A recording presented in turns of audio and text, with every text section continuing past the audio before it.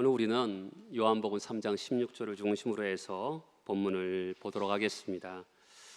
요한복음 3장 16절은 단 한 절이지만 복음의 기본적이고 핵심적인 메시지가 담겨져 있습니다. 성경 전체에서 가장 감동적인 말씀이라고 할 수가 있습니다. 이 말씀은 다양한 단어가 있지만 단어 중 하나도 버릴 것이 없는 요긴한 단어로 구성되어 있습니다. 성경을 이 솥에 집어넣어서 물을 넣고 끓입니다. 그러면 다 끓여서 5가지 단어가 나옵니다. 그러면 어떤 단어가 나올 것이냐면 하나님, 예수님, 사람, 믿음, 구원이라는 5가지 단어가 나옵니다. 이것을 풀으면 하나님이 사람을 사랑하셔서 예수님을 보내셨습니다. 그 예수님을 믿으면 구원받는다는 이 메시지가 단어 하나하나를 연결하면 바로 요한복음 3장 16절의 말씀이 됩니다. 그래서 요한복음 3장 16절의 말씀은 단어 하나하나가 참 의미 있는 것이라고 볼 수가 있죠. 종합적으로 한번 생각해 보면 하나님께서 남자든 여자든 어린아이든 어른이든 구별하지 않고 세상을 사랑하십니다. 사랑하시되 어떻게 사랑하시냐면 이처럼 사랑하십니다.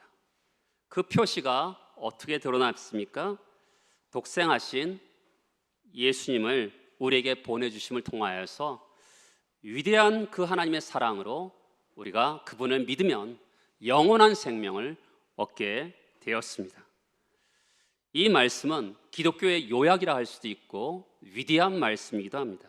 하지만 너무나 중요한 말씀이고 익숙한 본문이기 때문에 우리가 놓칠 수도 있습니다. 그러므로 단어 하나하나를 주목하면서 우리가 본문을 한번 살려내보고자 합니다. 요한복음 3장 16절은 우리 한글 성경은 기록되어 있지 않지만 원어 성경에 보면 왜냐하면 이렇게 시작합니다. 접속사로 시작합니다. 왜냐하면 하나님이 세상을 이처럼 사랑하사, 이렇게 본문이 열립니다. 그러면 접속사로 시작하기 때문에 앞절과 요한복음 16절이 연결되어 있다는 것을 알 수가 있는 것이죠. 그러면 이 앞절인 14절과 15절의 말씀을 알아야지만이 16절의 말씀을 이해할 수 있게 되는 것입니다. 그러면 14절, 16, 15절 한번 보도록 하겠습니다. 모세가 왕위하에서 뱀을 든 것 같이 인자도 들려야 하리니 이는 그를 믿는 자마다 영생을 얻게 하려 하십니다. 민수기 21장의 말씀인데요, 이스라엘 백성들이 하나님을 원망하다가 하나님께서 이스라엘 백성들을 심판하십니다. 불뱀을 보내서 그들에게 형벌을 내리시죠. 당황한 모세가 하나님께 탄원의 기도를 드립니다. 그래서 하나님께서 사랑과 긍휼이 많으신 하나님께서 모세에게 명령을 하시죠. 놋뱀을 만들어라. 그리고 장대에 높이 들라. 그것을 놋뱀을 보는 자마다 살아나리라. 이렇게 말씀하셨습니다. 사람들이 놋뱀을 보고 정말 살아나는 구원의 역사가 있었습니다. 그런 것처럼 예수님께서 민수기 21장의 말씀을 상기시키면서 인자도 들려야 하리라고 말씀합니다. 예수님께서 십자가에서 못 박히실 때 들리셨죠? 부활하고 승천하시면서 예수님이 들리셨습니다. 인자가 높이 들리셨고 믿는 자마다 영생을 허락하실 것이다. 이것을 앞절 2절에서 말씀하고 있습니다. 그런데 그 일이 왜 일어났죠? 믿는 자마다 영생을 얻는 일이 왜 일어났습니까? 왜냐하면 하나님이 세상을 이처럼 사랑하셨기 때문에 그렇습니다. 왜냐하면 하나님이 세상을 사랑하셨기 때문에 믿는 자마다 영생을 얻는 일이 일어나게 된 것이죠. 지금까지 여러분들에게 제가 강조한 것이 뭐죠? 기독교는 생명이다라는 것입니다. 물론 기독교 안에 도덕과 윤리도 있고 선행도 있지만 1차적으로 우선적으로 기독교는 생명이라고 할 수가 있습니다. 우리는 어머니 모태에서부터 받은 생명이 있습니다. 그 생명과 다른 또 다른 생명을 주시는 이유가 뭘까요? 또 다른 생명을 주시는 이유는 왜냐하면 하나님이 사람을 사랑하셨기 때문입니다. 하나님 우리를 사랑하시는 거죠. 인생의 핵심적인 문제를 꼽으라면 사랑의 결핍입니다. 사랑이야말로 인생의 문제를 해결할 수 있는 가장 핵심적인 단어이죠. 그 중에서도 인생의 그 결핍을 해결할 수 있는 것은 하나님의 사랑을 아는 것입니다. 하나님의 사랑을 알아야지만이 사람을 바르게 사랑할 수가 있는 것입니다. 하나님의 사랑을 알기 전에는 바른 사랑을 절대로 할 수가 없습니다. 하나님이 세상을 사랑하셨다, 성경이 그렇게 말을 합니다. 그것이 가장 인간의 궁극적인 필요인 것이죠. 이 세상은 돈이 필요하다 합니다. 건강이 필요하다 합니다. 명예와 지식이 필요하다 합니다. 그러나 그런 것은 피상적인 것입니다. 모든 필요의 뿌리는 사랑이죠. 사랑이 정말 필요합니다. 인생의 불행한 이유는 하나님의 사랑을 모르기 때문에 그렇습니다. 우리가 사는 이 세상을 한번 보세요. 교회를 다니지 않는 사람, 심지어는 교회를 다니는 사람을 조롱하고 비판하는 사람들, 그런 사람들에게 환난이 다가오고 불행이 찾아오면 그들이 어떻게 하는지 아십니까? 하나님을 원망합니다. 교회를 다니지 않고 믿지도 않는데 어려움이 찾아오면 하나님을 원망합니다. 그런데 좋고 형통한 일이 찾아오면 어떻게 할까요? 하나님 감사합니다, 고맙습니다, 그러지 않습니다. 어려움이 찾아오면 하나님을 원망하고 하나님을 탓하지만 좋은 일이 생길 때는 하나님이 사랑하셔서 그렇다, 이렇게 말하지 않습니다. 이처럼 죄인으로 태어난 사람의 가장 큰 문제는 뭐냐면 하나님과 인생의 단절이 일어났습니다. 자, 저를 보세요. 여러분, 아담과 하와가 죄를 지음을 통해서 하나님과 단절이 일어났습니다. 단절이 일어났는데 그 단절이 일어남을 말미암아 하나님의 사랑이 끊어졌습니다. 그러면 이 하나님의 사랑이 우리에게 다시 한번 물붓듯이 부어지기 위해서는 어떻게 되냐면 우리가 영생이 찾아와야 되는 것이죠. 하나님의 생명이 들어와야지만이 그 하나님과 연결되면서 하나님의 사랑이 물붓듯이 다시 부어지는 역사들이 있게 되는 것입니다. 여러분, 우리에게 니고데모에게 예수님이 뭐라 그러십니까? 정말 남달라 보였던 예수님을 찾아와서 그는 뭔가 새로운 교훈을 얻고 싶었습니다. 그때 예수님이 너에게 필요한 것은 또 하나의 교훈이 아니라 생명이다, 이렇게 말씀하셨습니다. 거듭나야지만이 생명이 있는 거죠. 생명이 있으면 어떤 일이 발생하죠? 하나님의 사랑이 연결되는 겁니다. 하나님의 사랑이 연결되는 것은 인간의 가장 결핍의 문제가 해결되는 것입니다. 저희 어머니가 저희 어렸을 때 아침 8시부터 저녁 10시까지 식당에서 일을 하셨습니다. 근데 제가 아플 때 저희 어머니가 10시에 들어오셔서 저를 데리고 새벽 2시까지 철야 기도를 하셨습니다. 결국 저희 어머니가 저를 살려내셨죠. 그런데 제가 아픈 가운데 속에서 제가 기억나는 게 있습니다. 어머니의 그 사랑도 제 인간의 가장 근본적인 아픔의 문제, 외로움의 문제가 해결되지 않더라고요. 제가 딱 한 번 느꼈습니다. 너무 공고한데 그렇게 우리 어머니가 나를 사랑해 주셨는데도 제 인간의 공고한 문제가 해결되지 않았습니다. 이어령이라는 유명한 학자가 있죠. 이어령 선생님이 어렸을 때 어머니의 사랑을 충만하게 받았다 그럽니다. 그런데 그 어머니가 정말 이어령 선생이 어렸을 때 열이 펄펄 끓었는데 어머니가 밖에 나가서 들어오시면서 차가운 손을 그에 얹었다 그럽니다. 얼마나 사랑하는 마음으로 얹었겠어요. 근데 그 마음에 어머니의 그 손과 자기 뜨거운 머릿속에 얇은 막이 있는 것을 느꼈다 그럽니다. 어머니의 사랑으로 채워질 수 없는 그런 마음이 있었던 거죠. 여러분, 인간은요, 이 세상에서 어떤 사랑을 받더라도 채워질 수 없는 것이 있습니다. 왜 그렇죠? 성경은 거듭나야지만이 하나님의 생명이 우리 안에 들어오고, 생명이 들어와야지만이 인간과의, 하나님과의 단절되어 있는 하나님의 사랑이 폭포수처럼 밀려오면서 인간의 사랑의 결핍이 해결될 수 있다는 것을 말씀하고 있는 것이죠. 여러분, 이것은 경험한 사람만이 아는 겁니다. 성경을 아무리 말씀이 이렇습니다라고 갖다 준다고 알 수 있는 게 아니에요. 하나님의 사랑을 내가 거듭나서 그 하나님의 사랑을 물붓듯이 경험한 사람만이 그렇지, 하나님의 사랑은 이런 것이지라고 고백할 수 있게 되는 것이죠. 이 세상 사람들은요, 넉넉하게 먹고 마시는 거, 경쟁에서 이기는 거, 성공하는 거, 이런 것을 원하는데 그런 것은 바람에 불과합니다. 다 내 것으로 만들어도 행복하지 않습니다. 진짜 그렇습니다. 하나님이 나를 사랑하는 것을 알아야지만이 인생의 문제가 해결되는 것입니다. 하나님이 사랑을, 요한복음 3장 16절은 하나님 우리를 얼마나 사랑하는지를 강조합니다. 그냥 사랑하는 것이 아니라 이처럼 사랑한다고 얘기하시죠.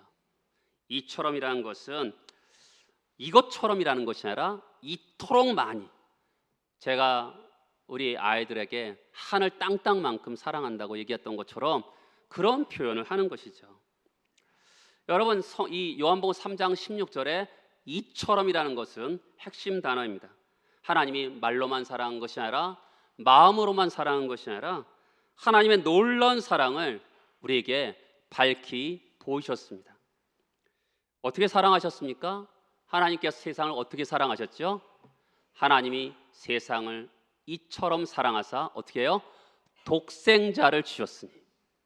처음 단어는 독생자이고 두 번째 단어는 주셨다라는 단어입니다. 사랑하셨는데 말로만 한 것이 아니라, 느낌으로만 사랑하신 것이 아니라 행동으로 주셨다라고 말씀하고 있는 것이죠. 이 세상의 사랑은 어떤 사랑이죠? 세상은 입만 열면 사랑을 얘기합니다. 젊은 여자의 마음을 설레게 하는 것은 백마탄 왕자가 유리구두를 들고 오는 것입니다. 제가 어렸을 때 우리 누나랑 여동생이 그런 이야기를 참 많이 하더라고요.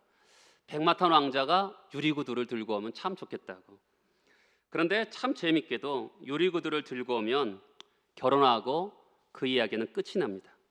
왜냐하면 결혼 생활이라는 것은 여자와 남자가 만나서 서로 이해할 수 없는 여자와 남자가 만나서 생활하는 것이기 때문에 어떻게 보면 그 이야기를 너무 사실적으로 쓰면 마음이 아파서 읽을 수가 없고요. 그렇다고 너무 이상적으로 쓰면 사실 그렇지 않은데 하면서 싫어하니까 그 다음을 쓰지 못합니다. 여러분, TV 드라마를 봐보세요. 가난하고 뭔가 열심히 사는 남자인데 나중에 알고 보니까 재벌 2세예요. 그러면서 끝나죠. 그게 TV 드라마와 소설의 이야기 아니겠습니까? 파란 하늘에 하얀 구름이 떴는데 그것이 갑자기 핑크빛, 정말 구름으로, 하트 모양의 구름으로 바뀌는 것이 이 세상이 정의하는 사랑이죠. 그러나 결혼은 그런 것이 아니죠. 피바다를 노저어 가는 것이죠. 한두 방울 떨어지는 것이 아니라 바다를 이룰 만큼 피바다를 이룹니다. 여러분들이 이렇게 결혼 생활하면서 얼굴이 창백해지는 이유는 그렇게 피를 많이 흘렸기 때문에 그렇습니다. 사람들은요, 이렇게 사랑이라는 게 이 사람은 저절로 할 수 있는 게 아니죠. 수고와 대가와 희생을 해야지만이 사랑할 수가 있는 것이죠. 하나님께서 우리를 사랑하셨는데 이처럼 사랑하셨어요. 어떻게 해요? 우리를 위해서 독생하신 예수 그리스도를 주었을 만큼 사랑하셨습니다. 주었다라는 게 뭐죠? 십자가에서 희생시킬 만큼 우리를 사랑하셨다는 것입니다. 하나님 우리에게 내가 너희를 이처럼 사랑했다, 독생자를 주실 만큼 너희를 사랑했다고 말씀합니다. 하나밖에 없는 아들을 십자가에 내어줄 만큼 사랑했죠. 여러분, 우리는 아들을 주면, 어떤 사람들이 주면 환영받는 장소에 줍니다. 그치요? 내놓을 만한 장소에 줍니다. 그러나 예수님은 십자가에 조롱과 저주와 욕설이 난무한 곳에, 그곳에 아들 하나님을 내어주셨습니다. 여러분은 아들을 그렇게 내어줄 수 있겠습니까? 고난의 자리에 세울 만큼 하나님이 이처럼 우리를 사랑하셨다고 말씀합니다. 인생의 고난의 핵심은 하나님의 사랑을 모르는 겁니다. 여러분, 거듭나서 생명을 얻어서 인생에서 가장 기쁨이 뭔지 아십니까? 천지를 만드신 하나님이 나를 사랑한다는 것입니다.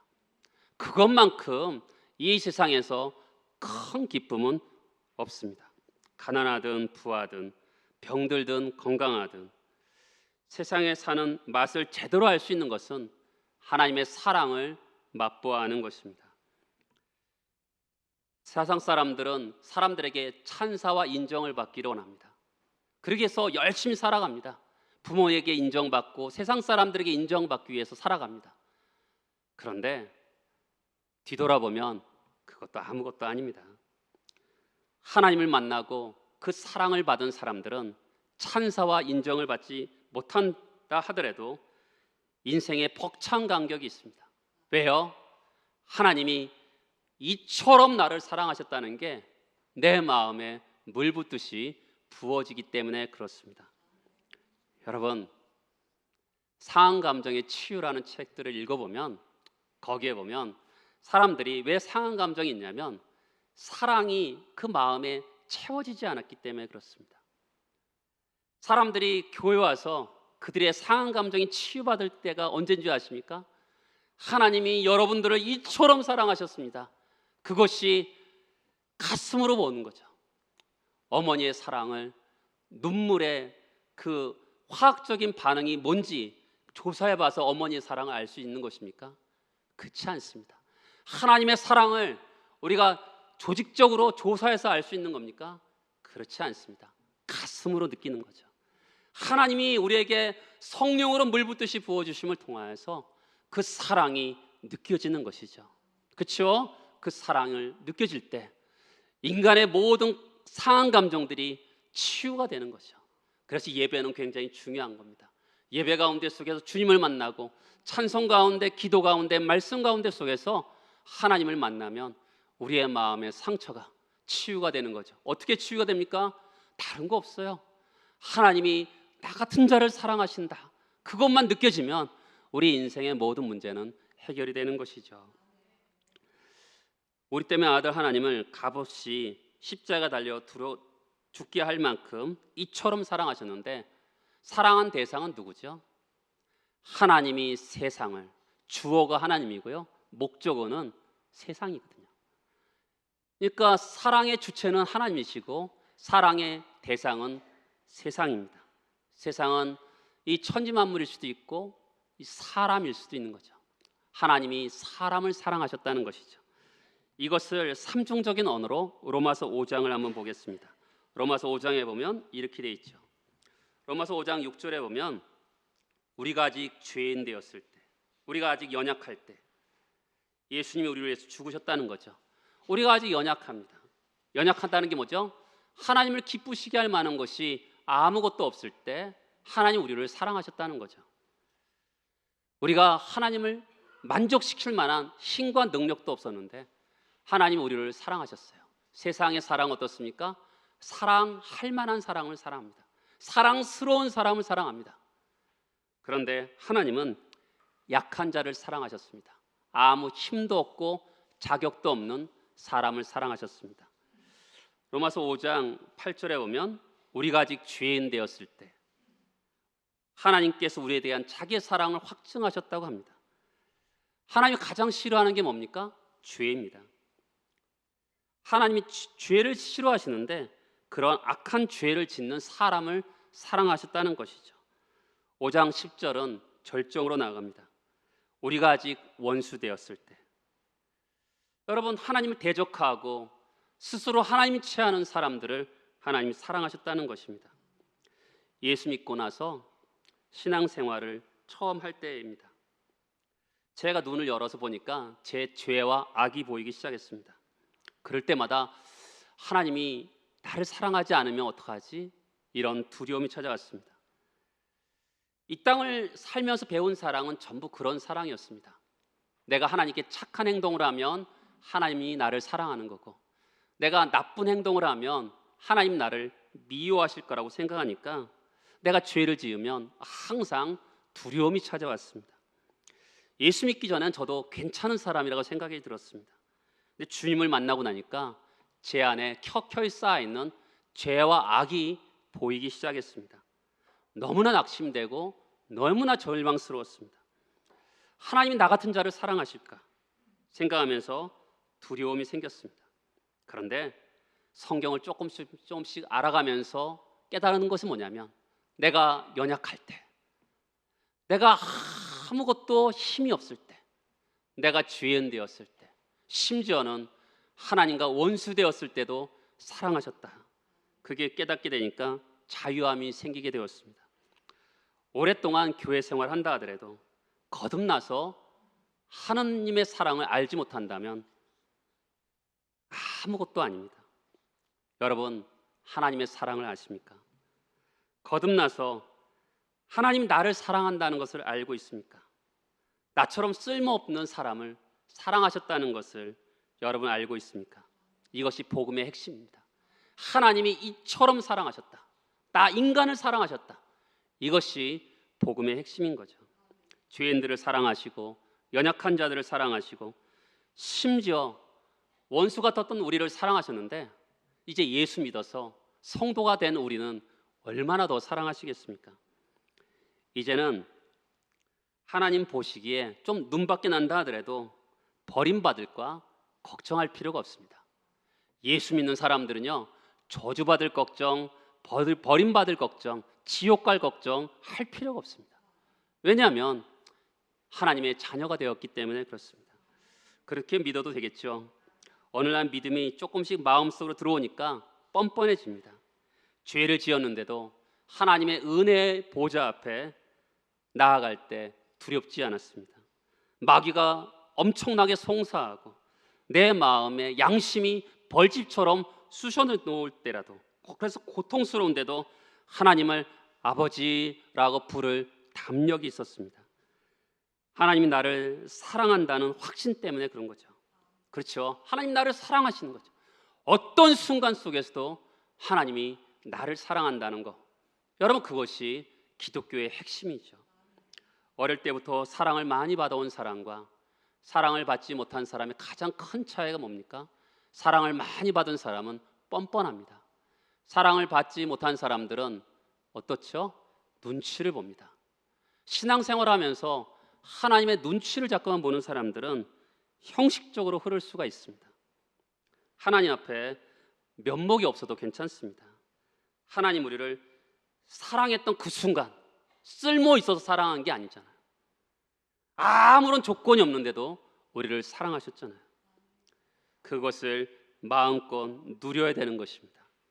은혜의 보좌 앞에 나아가서 자녀의 최고의 특권을 누려야 되는 것이죠.